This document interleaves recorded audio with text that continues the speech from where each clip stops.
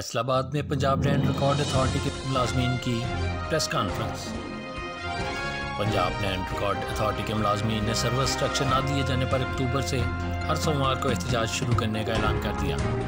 अगर फिर भी हुकूमत ने हक ना दिया तो 4 नवंबर को दफातर बंद करके पंजाब असम्बली के सामने एहतजाज के अलावा धरना दिया जाएगा। इन ख्यालात का इजहार सूबाई डिप्टी सेक्रेटरी इत्तलात मोहम्मद हसन मीर, चेयरमैन ज़िलाई एक्शन कमेटी अतीकुर रहमान रंधावा, तहसील सदर राना अरफान नुमान, खालिद गुराया, नासिर जावेद, मुबशर लुकमान ने प्रेस क्लब में एक हंगामी प्रेस कॉन्फ्रेंस में किया।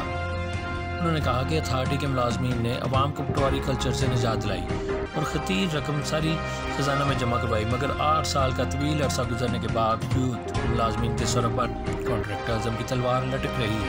मुतअद्दिद बार अहकाम जारी होने के बावजूद रेगुलराइजेशन पर अमल दरामद ना हो सका।